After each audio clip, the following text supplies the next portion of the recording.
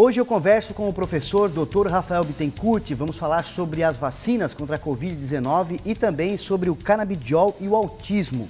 O Cidadania está no ar.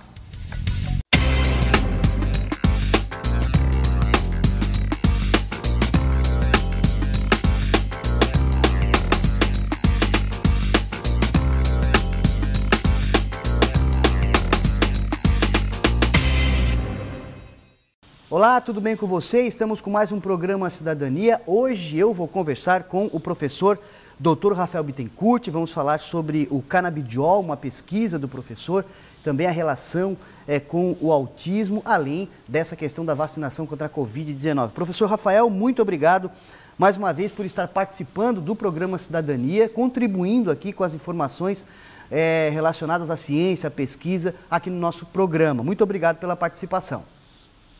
Olá, Marcos. Olá a todos que estiverem assistindo. Eu que agradeço, o convite e a oportunidade de vir aqui falar um pouquinho sobre ciência, um momento em que isso é tão importante. Obrigadão. Professor, e falando em ciência, o quanto a ciência e a pesquisa têm contribuído nesse momento, você que é da área especificamente, nesse momento em relação à Covid-19, Apesar de toda os problemas que tem em acreditar ou não, mas a pesquisa não é uma questão de acreditar, é uma questão de conhecimento, de estudo para chegar no resultado, Muito bem colocado, Marcos, é isso mesmo. A ciência, a gente argumenta com fatos científicos, A gente apresenta fatos para argumentar qualquer coisa, É assim que se trabalha a ciência, não é uma questão de opinião. A gente faz os estudos, experimentos, uma série de metodologias muito bem fundamentadas, E a gente tem as respostas, é assim que funciona. Então, independe de opinião, na verdade. E nessa situação agora que a gente está vivendo de pandemia, eu posso dizer assim, seguramente, que ainda bem que a gente tem a ciência, Porque é dela que vai vir as soluções para a gente sair desse problema, Seja através de vacina, seja através de estudos mostrando como é a melhor maneira de diminuir a curva de contágio e todas essas informações, Então, graças à ciência, a gente já está tendo aí uma luz no fim do túnel através das vacinas.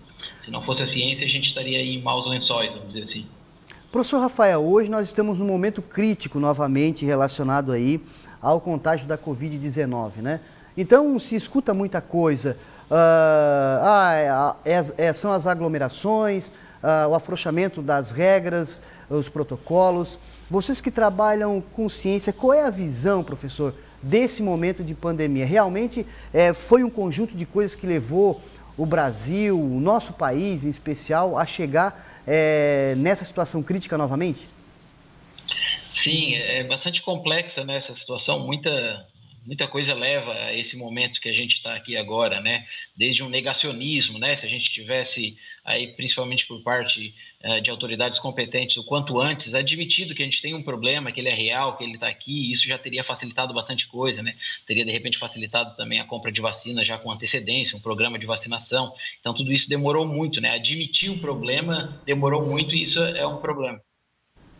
Professor, pode ficar à vontade, pode continuar. E tudo isso daí contribuiu, A gente sabe através da ciência aquilo que pode amenizar essa situação, como distanciamento social, tudo isso. Mas fazer, é outra questão complexa também, envolve questões econômicas, pessoas que não recebem, vamos dizer assim, um auxílio, algo que permita com que elas mantenham o distanciamento social, com que elas possam, de repente, ficar em casa, Então, é uma situação bem complexa, mas assim, de um ponto de vista científico, bem objetivo, a única coisa que funciona, a gente sabe hoje que achata a curva e diminui, faz com que muitas pessoas venham pegar todo ao mesmo tempo essa doença, que é o que acaba causando o problema de superlotações dos hospitais aí, a gente sabe que a única coisa que funciona efetivamente nesse sentido é, de fato, o distanciamento social. Professor, você tocou numa situação agora que é interessante. A gente sabe das ações que cada um tem que fazer, O distanciamento, usar máscara. Nós aqui estamos fazendo via internet justamente por esse cuidado, para que a gente mantenha o protocolo estipulado pelos governos. Agora, usar máscara, usar álcool em gel, distanciamento, são coisas básicas que se pode ser feito, simples, mas que mesmo assim uma parte da população resiste, né, nessa situação. São atitudes tão simples que poderiam evitar muita coisa, né? Eu acho que não é só a questão do governo também, claro que tem todo um conjunto de coisas, né? Mas a população também deveria de fazer a parte dela com mais cuidado, né? Sim, com certeza, né? A conscientização por parte da sociedade ajudaria bastante, assim, se a gente respeitasse mais as regras, a gente estaria aí numa situação com certeza diferente da que a gente vive hoje, né? Então precisa de uma conscientização por parte da população, né? E isso às vezes não acontece, o que é bem lamentável, né? Essa possibilidade de estar levando ciência para a sociedade, falando sobre isso, né? Nunca se falou tanto também, né? Eu acho que é uma oportunidade de a gente se reeducar, vamos dizer assim, nesse sentido, e começar a aprender, né, comportamentos que sejam adequados para situações como essa e que vão nos ajudar muito e vão impedir, de repente, de várias pessoas ter tanta dor aí com perdas e tudo mais, né, relacionadas a mortes por Covid. Professor, quando eu falo de vacina, a gente já está quase terminando esse primeiro bloco, mas rapidamente para a gente ir para o segundo, relacionado à preocupação das pessoas, né? Mas se a gente fosse se preocupar com a reação da vacina, a gente não tomaria nenhum remédio, né? Porque se a gente for ler a bula de cada medicamento que a gente toma, assusta também, né? Tem os efeitos colaterais, né, em algumas pessoas, né? Com certeza. Eu me preocuparia muito mais com a Covid, né? Sobretudo essa onda aí que está chegando, com mutações e tudo mais, né? Não há motivo para se preocupar com a vacina, e sim com a doença, né? A vacina é quem vai nos livrar desse problema da doença. E efeitos colaterais tem. A gente é uma população, nós brasileiros, a gente tem essa cultura de se vacinar, uma coisa bonita que a gente tem, entende? É exemplo no mundo todo. E quem aqui que tem filhos, ou até mesmo a experiência própria, né? Que não tenha, de repente, feito uma vacina, tenha dado uma febrezinha, alguma coisa assim, isso é completamente normal, é o organismo reagindo da forma que ele deve reagir, que é criando os anticorpos, né, se preparando para um eventual contato com a doença em si, né? Então a vacina é algo completamente seguro e dá para confiar, e efeitos colaterais fazem parte, muitas vezes. Ok, eu estou conversando com o professor Dr. Rafael Bittencourt, nós vamos fazer um pequeno intervalo e o Cidadania volta já.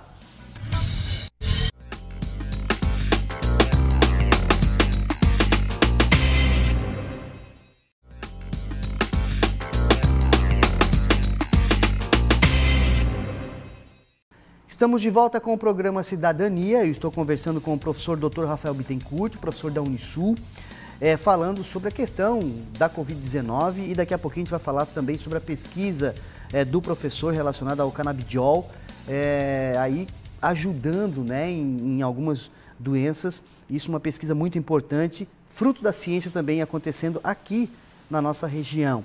Professor Rafael, no bloco anterior nós estávamos falando da questão da vacina. E você colocou que alguns efeitos, né, alguns efeitos colaterais, qualquer remédio dá e a vacina não é diferente. Isso é uma coisa que é normal, né, professor? Agora, o importante realmente é as pessoas receberem a vacina. E se tratando de vacina, professor, nós temos várias, né? Várias vacinas. Existe diferença na vacina? Porque vários nomes, enfim, como é que é essa questão, como é que é essa configuração? Certa região toma um tipo de vacina, outra região toma outro tipo de vacina, outro país toma. Ontem eu vi em Israel a população já comemorando, né, que 78% da população já tinha tomado vacina, já sem máscara, em um ambiente com várias pessoas comemorando aí a volta à vida normal. Então isso prova que realmente a vacina funciona, né? Com certeza, Israel é um ótimo exemplo, né, tem uma boa parte da população vacinada e lá os números, né, de internação e mortes têm caído bastante, mostrando realmente como a vacina funciona, né. Em São Paulo mesmo, agora eu tive contato essa semana em relação a números de mortes por pessoas acima de 90 anos, né, idosos acima de 90 anos. Teve ali um número bastante alto em janeiro, em fevereiro meio que caiu pela metade, em março zerou, não teve número de mortos, né, até agora com pessoas acima de 90 anos, e isso já é resultado da vacina por lá, que essa é um grupo da sociedade que já foi vacinado, né? Então, as diferenças das vacinas também são... existem diferentes tecnologias, vamos dizer assim, né? É normal isso, né? Mas todas têm um objetivo em comum, que é preparar o nosso corpo para responder à doença, caso tenha contato com essa doença, né?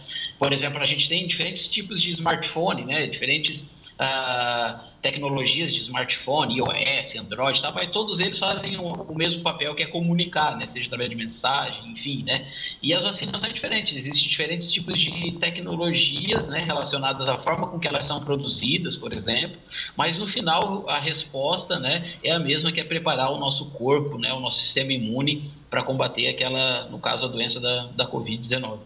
Professor, então, reforçando essa questão, as pessoas devem tomar a vacina. E em duas vacinas, a maioria em duas fases, né? Por que em fases, ou melhor dizendo, em duas etapas? Por quê? Porque isso vai depender das respostas que se teve nas pesquisas prévias, né? Algumas vacinas já desencadeiam uma resposta do nosso sistema imune, que uma dose já basta, né, para esse sistema estar preparado para combater ali o vírus, né? Algumas outras se viu uma resposta melhor a partir de 2 doses, né, com um período de tempo muitas vezes diferente. Tem umas que o tempo ali é mais curto, outras que o tempo é um pouco mais longo, mas isso tudo foram protocolos estabelecidos a partir dos resultados observados na pesquisa, né? Como eu falo, essas pesquisas são bem criteriosas, metodologias assim bastante sofisticadas e passam depois a forma mais segura, aquela que vai oferecer mais uma melhor resposta do nosso organismo em relação ao vírus depois. Então, por essas diferenças, na verdade, observadas em pesquisa e tudo mais. Nada que se deva preocupar. Ok, professor, muito obrigado pela contribuição relacionada às vacinas, à Covid-19. Mas vamos falar de mais pesquisa, mas agora uma pesquisa fruto aqui, né, da nossa região, em especial falando sobre a sua pesquisa do canabidiol. Professor, primeiro, da onde é que vem? A gente sabe que é um nome científico, mas da onde é que vem o canabidiol para o nosso telespectador entender bem?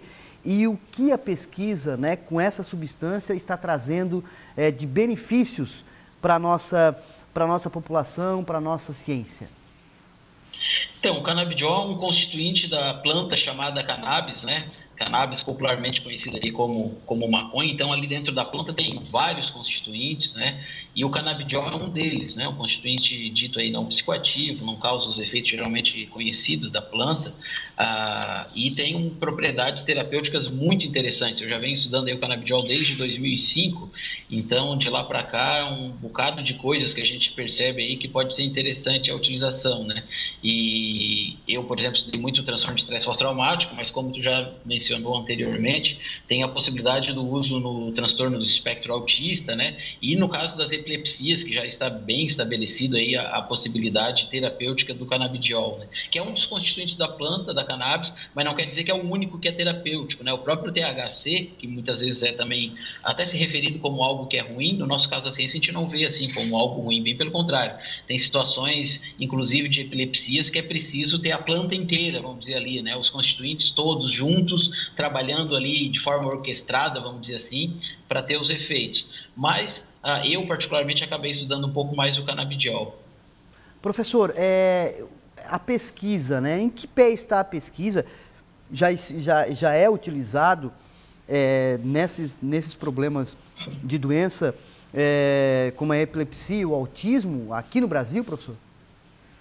Sim, já é bastante utilizado, né? Sobretudo a epilepsia, tem muitos resultados já mostrando que a utilização desse composto, né, ajuda bastante. Tem bastante estudos também em relação ao transtorno do espectro autista, né? Tem bastante gente estudando isso também. Eu, particularmente, tenho interesse e desenvolvo aqui alguns projetos, tanto no laboratório ali com animais, né, o que a gente chama de estudo pré-clínico, né, antes de ir para as pessoas. Tenho feito alguns estudos relacionados ao transtorno do espectro autista, e agora mesmo eu estou participando de um projeto com professores da Federal de Santa Catarina, onde a gente vai acompanhar e avaliar aí crianças com transtorno do espectro autista, se tratando com um extrato rico em canabidiol, né?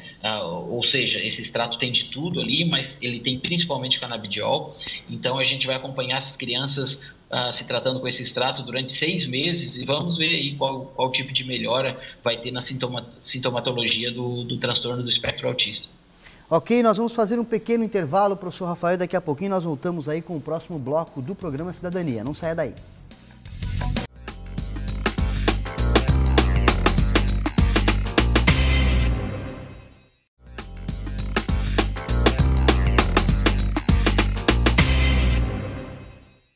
Estamos de volta com o programa Cidadania. Eu estou conversando com o professor Dr. Rafael Bittencourt, agora falando sobre... A gente já falou sobre Covid-19, né, sobre vacina, enfim. Agora estamos conversando sobre a pesquisa do professor sobre o canabidiol. Professor, relacionado ao autismo, à epilepsia, a gente sabe que são problemas ligados aí à saúde mental, né? E o autismo, muitas crianças apresentam esse problema em várias idades, né? Agora, a importância do canabidiol, que está em processo de pesquisa, para esse tratamento, porque a gente sabe que às vezes tem o autismo mais severo, que precisa de um tratamento mais forte, com medicamentos fortes, e o canabidiol, me parece que ele não traria tanto efeito colateral, professor, como os outros medicamentos. O senhor pode explicar um pouco isso?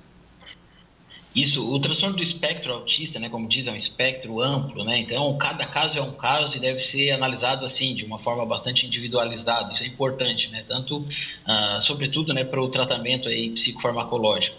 No caso do canabidiol, é uma possibilidade de extratos ricos em canabidiol, né, que não vai ter só canabidiol ali, mas extratos ricos, é uma possibilidade bastante interessante. Um dos motivos por ser interessante é realmente esse, que muitas vezes apresenta menos efeitos colaterais do que o tratamento padrão, vamos dizer assim, né? Isso é uma possibilidade bem bacana. Muitas vezes vai ser adjuvante, vai ser usado esse medicamento junto com outro tratamento padrão, né? Mas permitindo diminuir, de repente, doses ou tratamento e tudo mais.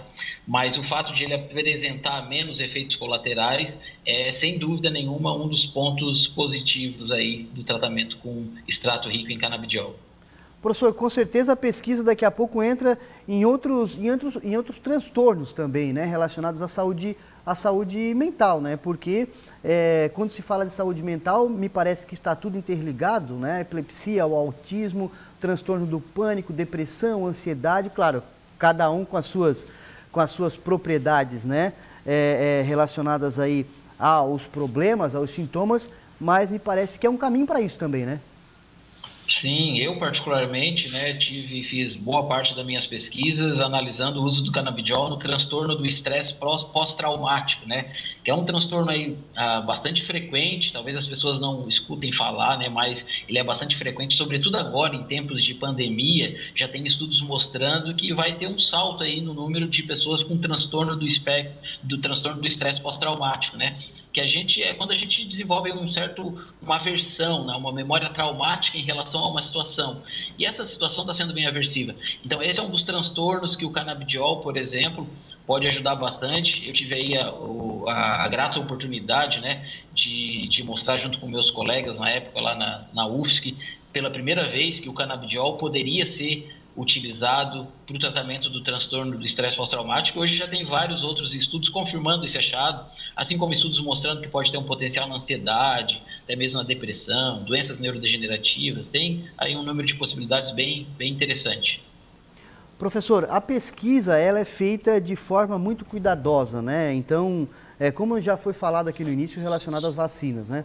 E quanto a essa pesquisa de você falou que começou em 2005. Realmente é um processo, né? Até para se... Então, não é brincadeira. Quando se fala em ciência e pesquisa, é tudo muito minucioso, né? Para que não tenha, claro, que minimize, né, a questão dos erros, né?